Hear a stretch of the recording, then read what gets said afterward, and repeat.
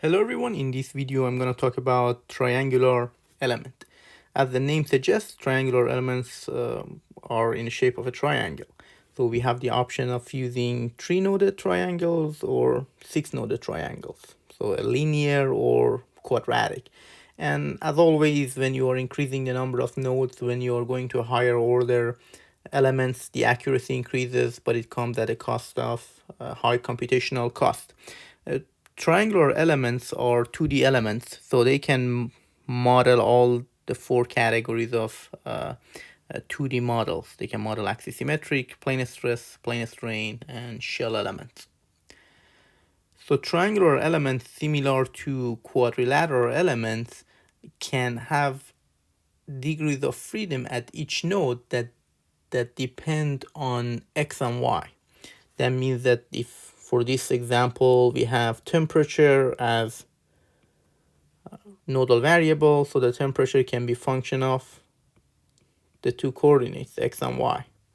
If the temperature was also coordinate of z-axis, then we had to use 3D elements.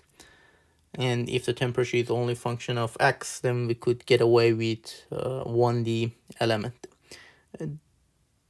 Triangular elements and quadrilateral elements are both 2D elements, but they have a couple of distinct differences. The first one is that triangular elements are perfect for conforming to boundaries. That means that you could mesh complex geometries using triangular elements. That's why it's a default element type for ANSYS and many other FEA softwares. Because regardless of your geometry, whether you have an open hole, whether you have a fillet, or any other complex features, triangular elements can conform to that geometry. But that doesn't mean that's the best choice. Quadrilateral elements are more accurate because they have additional node.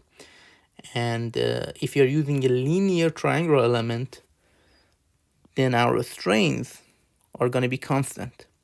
That's why linear triangular elements are also called CST, or constant strain triangle. So this can be looked at as an advantage because it makes it much simpler, and also as disadvantage because it's not going to be accurate. So if you want to develop the shape functions, the procedure is the same. Shape functions are also known as interpolation functions. So we need to use an interpolation function because it's a linear triangular elements. So we are going to use a linear interpolation functions. We have 3 unknown coefficients, C0, C1, and C2, but also we have 3 boundary conditions. We have 3 nodes. So if we apply our boundary conditions, we can find the 3 unknowns. We have boundary condition at node I, or coordinate xi and yi, that we know the temperature. We know the temperature for node j, and we know the temperature for node k, that we can find the 3 unknown coefficients. After finding the unknown coefficients, we usually factor the nodal variables, so we can separate the nodal variables from our interpolation functions, and we call that shape functions or interpolation functions. Because we have 3 nodes, we are going to have 3 interpolation functions that are based on our coordinate and are based on x and y. So here the interpolation functions are also function of alpha I, beta I, delta I, and j and k for node j and k, but they're just simply the coordinate locations.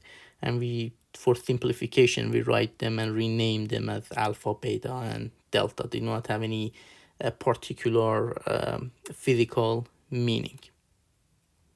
And if you want to write our shape function based on natural coordinate, we can do that as well. The natural coordinate in triangular element is a little bit different than quadrilateral elements or previous elements that we discussed. So we use 3 natural coordinates. Remember, triangular elements are 2D, so technically we need 2 coordinates similar to global that we had x and y.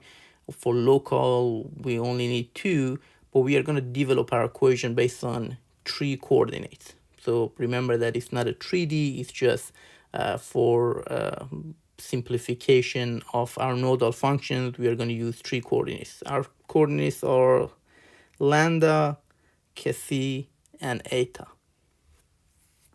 So, and each coordinate is representing each side of the triangle. And if you are thinking of the ratio of the area that each one is making with the total area. So imagine if this point P, if this point P goes to move it to node I, that means that A1 would be maximum and A2 and A3 would be 0. And that's the definition here we use for the coordinate system. So at node I, A Kc would be 1, because that would be A1 would be maximum, so A1 over total A would be 1. And at any other node, if you move point P to node J, then A1 would be 0. If P moves to node K, A1 would be 0. So Kc would be 1 at node I and 0 at any other nodes. So the definition and feature of the shape functions for triangular element is the same as others. Just the way we define them is a little bit different, that each side is representing a coordinate system. Similarly for eta and lambda. For eta, we have A2 over A. And if you're thinking of this point P, if you're moving point P to node J, A2 is maximum, and A2 would be the same as area. That means that eta would be 1. And if you move it to any other nodes, then eta would be 0. Same thing for lambda. And as we said, we need only 2 coordinates for a 2D problem. Therefore, the coordinates are linearly dependent, and only 2 of them are linearly independent. So if you have 2 of the coordinate, of course, we can have the third coordinate. And the reason that we use this coordinate system, because each coordinate is our shape function. So Kc is the shape function for node I, eta is the shape function for node J, and lambda is the shape function for node K. So it makes our analysis simpler. So let's solve an example to better understand the concept of shape functions. 2-dimensional triangular elements have been used to determine the stress distribution in a part. The nodal stresses and their corresponding positions are shown. What is the value of stress at x 2.15 centimeter and y 1.1 centimeter? So we have 3 nodes. We have node I, we have node J, and node K, and each of them are going to have corresponding stresses. And we want to find a stress somewhere in between. Let's say at this point. And so we have to interpolate between the nodes. And the other name for shape functions are interpolation functions. So we have to use our shape functions. So if you have the shape functions, if you have the nodal stresses here, the nodal stresses are given to us, and we want to find a stress at a particular coordinate at x 2.15 centimeter and y 1.1 centimeter. So we need to find the shape functions for that coordinate and then multiply it by our stresses to get the stress at the desired location. So the shape functions, I'm listing them again here. They are function of the coordinate. So we'll replace this x and y with the coordinate that is given to us. And also find alpha, beta, delta, I, j, and k, which are simply function of our coordinates, our nodal coordinates. So they are constant values. So 2a, the total area. In our equations, we use 2a. That's why we use the equations for 2a. But if you want to find the area, you could obviously divide it by 2. We find a value for alpha, which is based on the coordinates of our nodes, beta, and delta. And then we replace the values, so we find our nodal functions. And also we replace the x and y, the coordinates that we need. So we find the nodal function or the value of nodal function for that desired location. Then we can find the stresses for x and y. And that would be the stress value for the location given. So we use the shape functions or interpolation functions to find the stress value for a location within our element based on the nodal stresses. So we started developing our equation based on the temperature, but in mechanical engineering we use displacement more often. And in displacement we have two nodal variables. We have displacement in x direction and displacement in y direction, if this would be our coordinate. The displacement in x usually is referred to as u, and the displacement in y would be nu. So for each displacement we have the same shape functions. We have displacement in x and displacement in y, and then if we want to combine them and write them in one matrix form, we have u and nu, we have our shape functions and nodal variables. So because we have 3 nodes, each node has 2 degrees of freedom, so we are dealing by 6 by 1. So this would be our displacement field.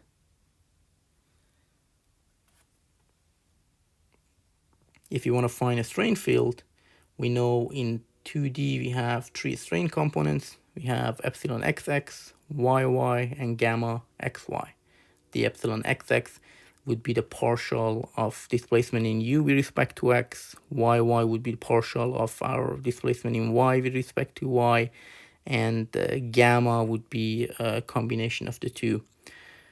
So if this is our displacement field, to find a strain field, we have to take a derivative of each row. And if we take a derivative, we get our B matrix. So here would be our B matrix. So we talked about B matrix in the previous video in quadrilateral elements.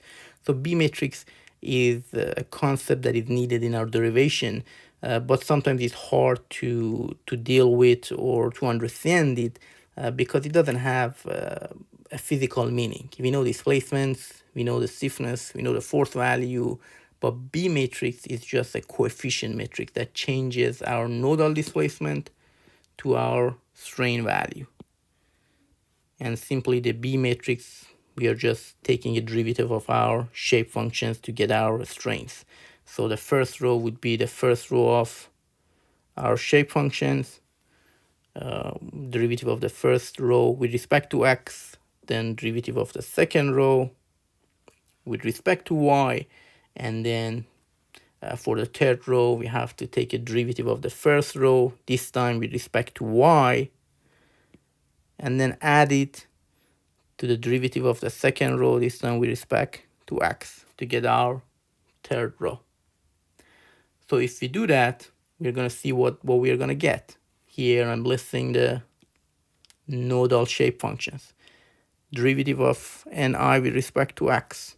So if I take a derivative with respect to x, I will get just bi over 2a. So this would be simply bi over 2a. For nj, I would get bj or beta j over 2a and beta k over 2a. So if I factor that, factor 2a here, I will have beta I 0, beta j 0, beta k 0. And for the second row, ni with respect to y, you will see I will get delta I and over 2a. And if I factor that, I have delta I, delta j, and delta k. And then for the third row, this time I'm taking a derivative with respect to y. So I will have delta I here, beta I, delta j, beta j, delta k, and beta k. So that would be our B matrix. But the important thing to pay attention to is that this B matrix is constant because what are these beta and delta? They're just coordinates, the nodal coordinates. The nodal coordinates are not changing. So but my B matrix would be constant. And when I multiply it by nodal variable, then my strains would be constant. So hence the name constant strain triangle, or CST. So for a linear triangular element, the strain within the element would be constant. So here, the definition of a stiffness matrix, we derived this equation based on the energy method in the previous video for quadrilateral element. Here we are just going to use it. Here is based on the global coordinate. If we want to change it to local coordinate, we need to multiply it by the inverse of Jacobian matrix. But we are not going to do that. We're going to stick with the global coordinate here. For a linear triangular elements, then these integrations would go away because the B matrix would be constant value. So we do not need to use integration. It's just simply we can take it out of the integral. And here B matrix again is the strain coefficient matrix, and C is the elasticity tensor. That we have to use a different C if we are dealing with 3D elements, and if you're using 2D, whether we are having plane stress, plane strain, axisymmetric, the C matrix would be different. And given the problem, you have to use the correct elasticity tensor. But if B matrix was not constant, let's say for a case of quadratic triangular elements, you can use MATLAB to take integration. And MATLAB, you have to use first define your symbols, and then you take an integration. Two integration, you take two integrations of values, and this is the range. And first with respect to x, and then the second integration is with respect to y. Now here we're going to solve an example, a two-dimensional triangular element made of steel with coordinates are given in centimeter. Determine the stiffness matrix, and then determine the load matrix under the given condition.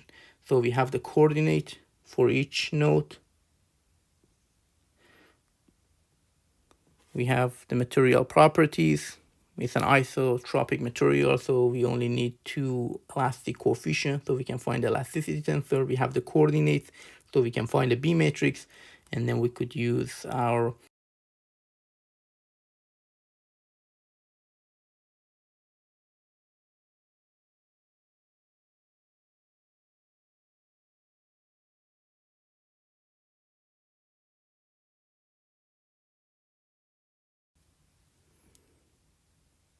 so calculating the B matrix. Again, it's a constant value based on the coordinates. We can find the B matrix, and that's, you can think of it as an advantage of a linear triangular element. For C matrix, we have the material properties. We only need two material properties or two engineering constants for an isotropic material. So we can find our C matrix. Here the problem says that the thickness is only 3 millimeters. So that satisfies the plane stress condition. Plane stress, we need two conditions. One is the geometry, is that we have one dimension much smaller than the other dimension. The other one is the loading. Here we meet both conditions, so we can use plane stress. If you use the C matrix for the plane stress, that's what we're going to get. And if our model was plane strain, the C matrix would have been different. Now we have to find a stiffness matrix. So in general, we have to take an integral. Here the integral is very simple. It's just multiplication of them. Multiply a, so that dx dy will change to a because everything is constant. So after multiplication, you have the B transpose, C matrix. So C, B, and then B. And then here we have T, also A, because we found 2A, so that's why we write it in this form, but that's you will get A here, and then we get our stiffness matrix. So here the lower part is the same, is symmetric, so that's why sometimes the stiffness matrix is shown this way, because we don't need to write all the components if it's symmetric. The other part was determine the load matrix. If you remember, we said that we cannot have loads on elements in FEA. We need to find loads on the nodes.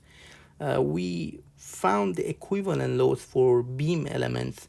In beam elements, each node, in addition to displacements, we had rotation as well. So in addition to forces, we had moments. But here we don't have any moments. So simply the load would be distributed between the two nodes. So first we need to find the equivalent load. Here the load is given as function of the area. So it's not load per length, but load per area. That's why the unit is the unit of stress, megapascal. So first we need to find the equivalent load. So the equivalent load would be the magnitude here. Here would be the length. Here is the thickness. Will give me the area, and then 10 to the negative 4 changing centimeter to meter. And how can we find length? Using Pythagorean theorem. We have subtracting the x values, components squared, y component squared, we get the length of that side. And now we have the force in Newton. So that's the resultant force. But because it's a uniform loading, so the resultant force is evenly distributed between node I and J. So node I will get half of this value, 284, and node K will get half of that value. And both of them are towards x direction, and we don't have any loading towards Y for node I and K. The other loading that we have is a point load here, 500 Newton. The good thing is that this load has already been applied at the node, so we do not need to find the equivalent load for this point load. But we need to find the component, the x component and the y component. The x component would be 500 cosine 50, and the y component would be 500 sine 50. And remember, both of them towards negative x and negative y, so the value, the magnitude would be negative. So if I write my force matrix, again, because I have 3 nodes, each node has 2 degrees of freedom, so I can have force in 2 directions, so it would be 6 by 1. For I and K, we only have the x component, which would be half of this, because this would be evenly distributed. And they don't have any y component. For node J, we have the cosine and sine, and both of them are going to be negative because they are towards negative x and y. So this would be our force matrix. We had one distributed loading. It was given as over an area, so we had to multiply it by the area, and we had one point load. So now that we have the stiffness matrix and we have the force, the procedure for FEA is the same. You find the nodal variables, and after nodal variables, you can find other secondary solutions that you need. The inverse of our stiffness matrix times the force matrix. So the procedure would be the same. We can use higher order triangular elements. We can use quadratic. We have instead of having only 3 nodes, we have 6 nodes, so they can model curved edges. Yeah, again, we have 3 coordinate system for our triangular element. We have lambda, Kc, and eta. So we use the zeta for 3D models, because here that's true that we have 3 coordinates, but we are still talking about 2D. And if we are using an interpolation functions, we have quadratic component as well. We have 6 coefficients. We can have 6 boundary conditions. We find our unknown coefficients, and then we could report our shape functions. We have 6 nodes, so we have shape functions. Here, shape functions are given in terms of local coordinates. If you want to go to higher order, then we use the famous Pascal triangle, that for each polynomial order, we have the corresponding element. Here you can see when you go to higher orders, you can have interior elements as well. And this is the equation that if you want to find how many nodes we will have for each order. If we have the first order, So 1 plus 1 would be 2, 1 plus 2 would be 3, 2 times 3, 6 divided by 2 would be 3. So you have 3 nodes, and that's the first order, and so forth. So in ANSYS, you have a selection of elements that you could use for triangular or quadrilateral elements, and each element have their own features. So for example, plane 35 and plane 77, they are for quadratic triangular and quadratic quadrilateral, but the nodal variable is only one for each node, and it's only temperature. If you want displacement, you have to go to plane 182 and plane 183. So plane 182 is linear, plane 183 is quadratic. It can handle both triangular as well as quadrilateral element. And if you go to element library, you could get more description about each element. Plane 35 can only handle temperature, and then plane 183 is for displacement as well. That can be both triangular as well as quadrilateral. So ANSYS default is triangular elements, but it's not necessarily the best. It uses that one because you can mesh any complex part using triangular element. So if you need more accuracy or you need some features, you need to override that decision, so you could use quadrilateral element.